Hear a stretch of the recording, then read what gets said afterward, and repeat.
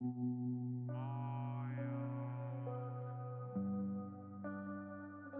dalam hotel kami mendengar suara tembakan dan melihat asap pembakaran yang semakin dekat. Walaupun tidak semua wilayah Kathmandu terdampak langsung, Ya. ketegangan menyebar di seluruh kota. Untuk pengamanan di hotel memang lebih ketat ya saat itu, security berjaga terus, kemudian pagar hotel juga itu dipagar walaupun tidak dikawat duri, tetapi memang jalan masuk dan keluar itu ditutup. Perjalanan kami dari hotel ke bandara dengan menggunakan kendaraan PBB yang tentu saja di selama perjalanan kami mendapatkan pengamanan dan ada pemeriksaan, tapi untungnya kami menggunakan kendaraan PBB. Panjang jalan itu penuh atau banyak sekali tentara dengan senjata laras panjangnya yang berjaga di setiap sudut jalan, sehingga aktivitas dari masyarakat pun juga masih sangat terbatas sekali, dan fasilitas-fasilitas yang dirusak atau yang terbakar dari kejadian kerusuhan yang terjadi itu belum diapa-apakan sama sekali, seperti itu.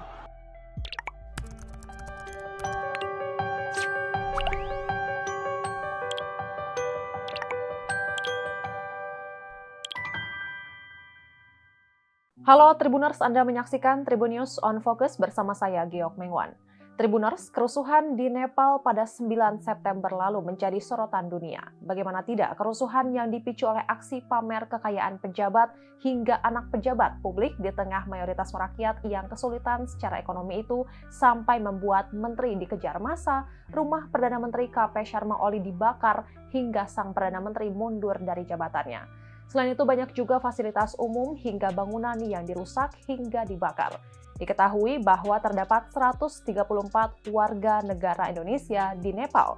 Mereka terbagi menjadi 56 orang yang menetap dan 78 orang tengah dalam kunjungan singkat, baik sebagai wisatawan maupun peserta konferensi internasional. Pasca kerusuhan, para WNI yang tengah dalam kunjungan sudah mulai dipulangkan ke tanah air. Beberapa di antaranya yakni 3 dosen Politeknik Kesehatan yang kala itu memenuhi undangan Kementerian Kesehatan Nepal. Untuk mengetahui bagaimana pengalaman ketiga dosen tersebut di sana hingga akhirnya pulang ke Indonesia, kita sudah tersambung langsung dengan mereka. Sudah ada Ibu Teki Afifah Santi Amarta dari Poltekkes Semarang, kemudian Ibu Hetty Astri dari Poltekkes Jakarta, dan Ibu Rizka Regia dari Poltekkes Pontianak. Halo, selamat siang Ibu dosen semua. Selamat siang, Mbak. Selamat siang, Mbak. Oke, mungkin saya pertama ingin bertanya dulu, berapa lama Ibu dosen semua ada di sana? Siapa yang akan menjawab ini? Kebetulan kami di sana itu selama 5 hari, walaupun awalnya kami terjadwal 8 hari untuk kegiatan dari tanggal 8 sampai tanggal 12 dan bertolak dari Kathmandu di tanggal 13. Namun karena kondisi yang tidak memungkinkan untuk kami melanjutkan kegiatan, sehingga atas kebijakan dan koordinasi dari Kementerian Luar Negeri, Kementerian Kesehatan, dan WHO Country Office Nepal, kami akhirnya diberikan kesempatan untuk bisa pulang lebih awal sebelum kegiatan selesai, seperti itu. Sehingga total kami berada di Kathmandu itu sekitar 5 hari, Mbak. Jadi begini, Mbak, kami ini adalah perwakilan dari WHO Collaborating Center. Baik. Yang bertujuan untuk meningkatkan kompetensi dan mendukung agenda global, khususnya untuk pengembangan pendidikan, penelitian, dan kapasitas tenaga keperawatan dan kebidanan, yang mana tidak hanya di Indonesia tetapi juga di level regional dan internasional. Nah, kami Poltekkes ada 37. Dari 37 itu kami perwakilan masing-masing sudah mengikuti TOT untuk kegiatan Midwifery Leadership Program. Nah, di mana setelah dari kegiatan tersebut kami diberikan kepercayaan untuk menjadi fasilitator. Di antaranya kami bertiga diberi kepercayaan oleh WHO Collaborating Center Indonesia untuk menjadi co-fasilitator pada Midwifery Leadership Program yang sama tetapi dilaksanakan di Nepal, seperti itu, Mbak. Jadi dari pihak Kementerian Kesehatan Nepal yang ingin membawa program MLP ini di Nepal, mereka berkoordinasi dengan WHO CRO sebagai country office di Southeast Asia region, kemudian membawa kami dari Indonesia yang sudah menjadi trainer ini untuk memfasilitasi kegiatan MLP di Nepal, seperti itu, Mbak. Baik, berarti tiba di Nepal itu tanggal berapa? Bu Rizka? Di hari Minggu, kami tiba di hari Minggu di tanggal 7 karena kegiatan kita mulai di tanggal 8. Jadi kita memang tiba sehari sebelumnya untuk persiapan terlebih dahulu. Oke, nah seperti yang diketahui bahwa tanggal 9 terjadinya demonstrasi di sana atau kerusuhan di sana. Mungkin bisa digambarkan pada tanggal 7 atau 8 itu apakah sudah ada tanda-tanda atau masih bisa dibilang kondusif suasana di Nepal? Mungkin bisa dijelaskan oleh Bu Hetty mungkin? Ya, baik, terima kasih Mbak. Pada awalnya sih situasi Kathmandu sebenarnya normal-normal aja pada saat kami datang di tanggal 7 kami datang, masyarakat beraktivitas juga seperti biasa, dan pada saat itu kami juga fokus pada pelaksanaan program. Namun di hari pertama kegiatan, tepatnya di tanggal 8 September sore pukul 15.00 waktu Nepal, kondisi jadi berubah dengan sangat cepat, Mbak. Kami mendapatkan laporan bahwa demonstrasi yang awalnya berlangsung damai di beberapa titik kota berubah menjadi bentrokan yang meluas, dan informasi yang kami terima menyebutkan bahwa ada aksi protes yang dipicu oleh ketidakpuasan publik, khususnya generasi muda atau mereka menyebutnya sebagai Gen Z, ya, terkait dengan kebijakan pemerintah dan isu-isu sosial yang berkembang. Dalam hitungan jam, kemudian skala protes meluas jadi kerusuhan di berbagai distrik. Di luar hotel tempat kami menginap, suara sirene ambulans dan kemudian mobil keamanan terdengar terus menerus ya. Dari jendela kami juga melihat beberapa asap gitu, dan akibat dari pembakaran ban, dan jalan-jalan juga ditutup. Kemudian lalu lintas jadi lumpuh dan suasana kota jadi terasa tegang. Dan kami juga mendapatkan informasi dari media internasional yang memberitahukan bahwa adanya korban jiwa dan kerusakan pada sejumlah fasilitas publik. Nah, suasana ini tentu saja bagi kami bertiga ini jadi suasana yang mencekam, karena di satu sisi kami tengah berbicara tentang kepemimpinan bidan di ruang-ruang pelatihan, tetapi di sisi lain kami menyadari bahwa kepemimpinan justru sedang diuji di luar gedungnya ketika masyarakat menghadapi situasi darurat. Begitu, Mbak. Oke, jadi sebuah gambaran ironi begitu ya Bu ya, bisa dibilang seperti itu. Tapi untuk tempat tinggal selama di sana, mungkin hotel di sana seperti apa suasananya, dan mungkin bisa disampaikan di mana saat itu menginap dan kondisi di sana saat itu. Ya, baik, kami menginap di Hotel Himalaya yang notabene tidak berafiliasi dengan pemerintah, jadi umumnya aman. Dan awalnya sih tidak ada kerusuhan di hotel kami. Kami melaksanakan upacara pembukaan pada tanggal 8 di pagi hari yang dihadiri juga oleh pejabat kesehatan di Nepal, ada perwakilan WHO dan asosiasi bidan di sana.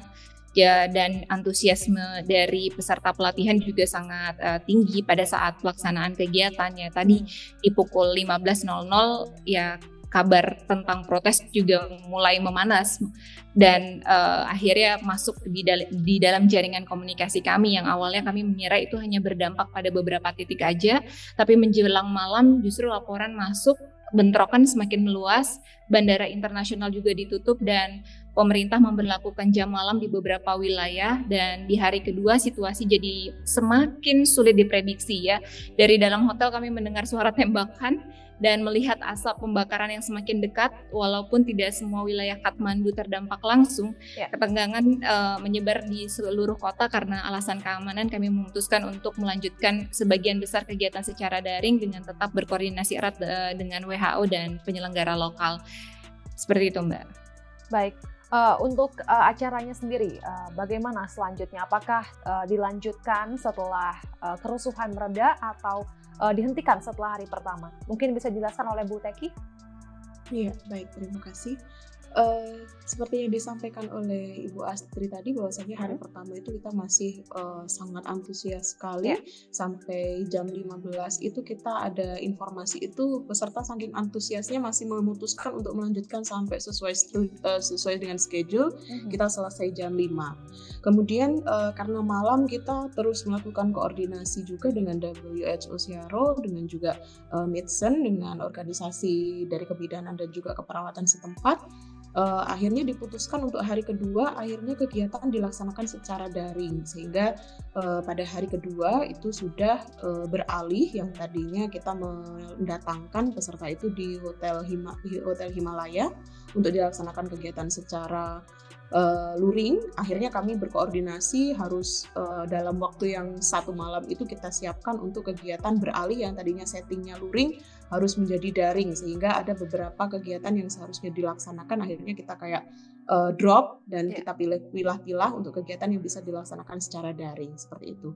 Dan sampai di hari kedua sesi daring selesai, sebenarnya dari pihak NSSD atau organisasi keperawatan yang dari Nepal itu sebenarnya ingin kegiatan ini dilaksanakan sampai selesai kayak gitu sebenarnya. Tapi mengingat kondisinya dari peserta itu melaksanakan kegiatan dari tempatnya masing-masing, dan memang dari komunikasi yang kami jalin perkembangannya itu sangat tidak kondusif untuk lingkungan di sekitar tempat peserta untuk melaksanakan pelatihan. Akhirnya pagi Rabu itu kami melaksanakan rapat antara SEARO dengan WHO Nepal dan juga dari penyelenggara, dan akhirnya setelah tarik ulur kita agak maju mundur untuk dilaksanakan atau tidak. Sebelumnya telah terjadwal hari Rabu itu kembali dilaksanakan secara daring, namun di pagi akhirnya diputuskan Rabu pagi itu untuk kegiatan dipospon atau ditunda, menunggu sampai nanti untuk keadaan di Nepal itu settle atau kondusif dan nanti dilaksanakan. Ini diupayakan di tahun yang sama masih bisa dilaksanakan, tetapi nanti masih melihat perkembangan dari negara Nepal ini stabilitasnya seperti apa. Dan kami masih terus berkoordinasi dengan penyelenggara di Nepal untuk pelaksanaan kegiatan ini akan seperti apa. Kurang lebih seperti itu kemarin. Baik, berarti sejak acara diputuskan untuk dipospon, berarti ada selang beberapa hari sebelum akhirnya terbang kembali ke tanah air. Apa yang dilakukan di hotel saat itu, Bu? Mungkin bisa dijelaskan, karena mungkin untuk keluar dari hotel pun agak sedikit menakutkan, bisa dibilang seperti itu ya, Bu ya? Iya, betul sekali. Jadi kami memang selama di hotel, kami terus berkoordinasi, kayak rasanya itu email, kemudian WhatsApp itu semuanya on semua karena harus berkoordinasi dengan country office, kemudian dengan Kemenkesnya juga, tim Paskal, kemudian dari WHO lokal juga, dan kita juga karena bendera yang kita bawa ke sana itu tidak hanya kami utusan dari Kemenkes dan negara Indonesia, tetapi juga dari WHO SEARO, kami juga harus mengikuti protokoler informasi yang harus kami lakukan karena keadaan memang pada saat itu tidak kondusif.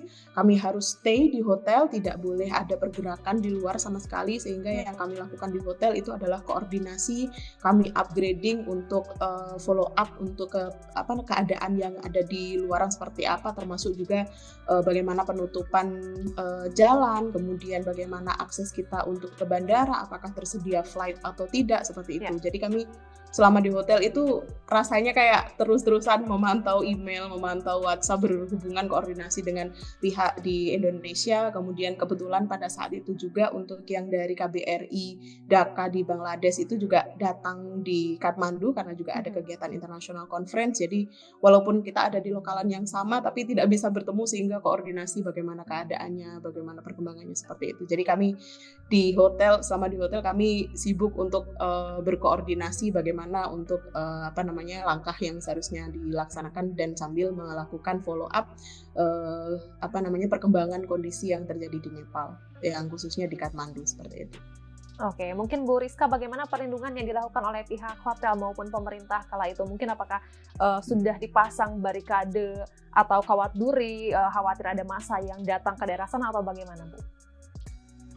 Baik Mbak, untuk pengamanan di hotel memang lebih ketat ya saat itu, security berjaga terus, kemudian pagar hotel juga itu dipagar walaupun tidak dikawat duri, tetapi memang jalan masuk dan keluar itu ditutup. Jadi memang ada peningkatan keamanan yang diberikan dari pihak hotel, dan itu membuat kami merasa cukup aman ya di dalam hotel, meskipun kita tidak tahu kondisi di luar, tapi karena dari pihak hotel ini proaktif untuk meningkatkan keamanan, kami merasa aman ada di dalam hotel tersebut, begitu Mbak. Baik, untuk komunikasi dengan keluarga tadi kan disampaikan oleh Bu Teki bahwa komunikasi dengan pejabat-pejabat berwenang dan sebagainya. Tapi untuk komunikasi dengan keluarga bagaimana? Dan bagaimana respon mereka setelah mengetahui terjadi kerusuhan di Nepal sedangkan Anda berada di sana?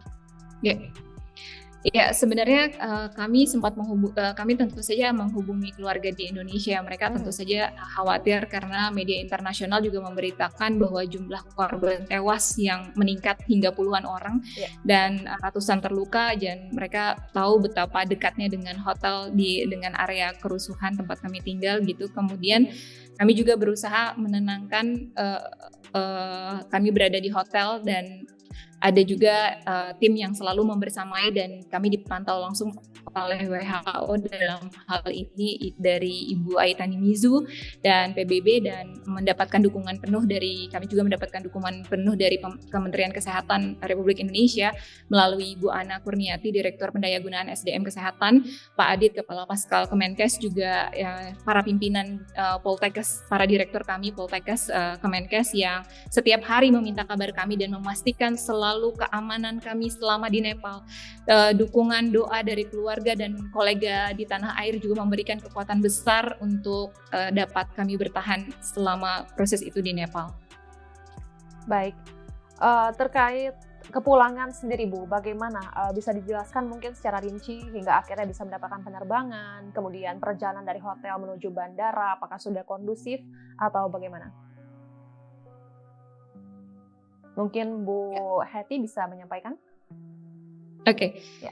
Baik, perjalanan kami tadi sudah saya sampaikan bahwa kami selalu bersamai oleh tim dari WHO Searo, Ibu Aitani Mizu, dan Ibu Ai juga berkoordinasi dengan keamanan PBB untuk memastikan kepulangan kita, dan mereka juga menghandle tiket kepulangan kita untuk bisa mendapatkan first flight bagaimana keluar dari Nepal, dan akhirnya kami mendapatkan tiket di tanggal hari Kamis di pukul 9.55 malam hari.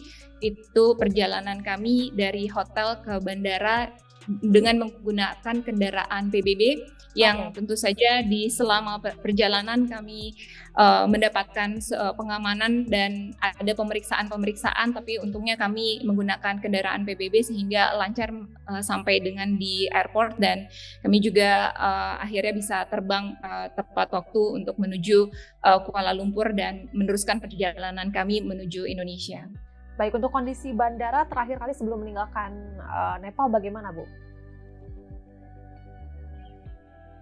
Bu Hetty? Kondisi bandaranya sangat crowded sekali ya. Jadi pas kami datang, karena kami mengikuti jam malam sehingga kami keluar dari Hotel Himalaya itu pada pukul 5 sore untuk menghindari jam malam, dan itu pun kami tidak menggunakan jalur utama karena pada saat yang bersamaan pada saat kami keluar dari hotel itu kami mendapatkan informasi dari driver yang dari UN atau dari PSBB itu bahwasanya pecah kembali untuk protes di pusat kota, sehingga kami dilewatkan jalur alternatif untuk menuju ke bandaranya seperti itu. Pada saat kami datang pukul 5 sore itu masih ramai, tapi tidak yang terlalu crowded sekali, masih bisa untuk kami berjalan kayak gitu masih bisa. Tapi semakin malam itu suasana yang ada di luar bandara maupun di dalam bandara itu semakin padat, bahkan hanya untuk bergerak bergeser saja sudah sangat luar biasa sekali effortnya, dan kami juga sebenarnya ingin ditemui oleh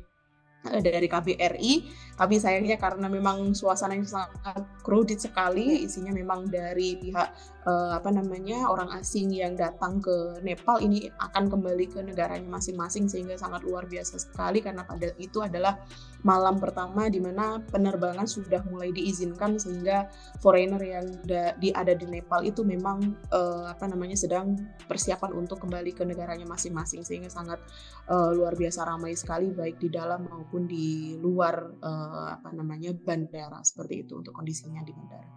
Oke, untuk kondisi sekitar mungkin di sekitar hotel atau saat perjalanan sebelum Anda meninggalkan Nepal, dari pandangan Anda bisa dilaporkan apakah sudah ada perbaikan-perbaikan terhadap fasilitas umum yang dirusak atau sebagainya?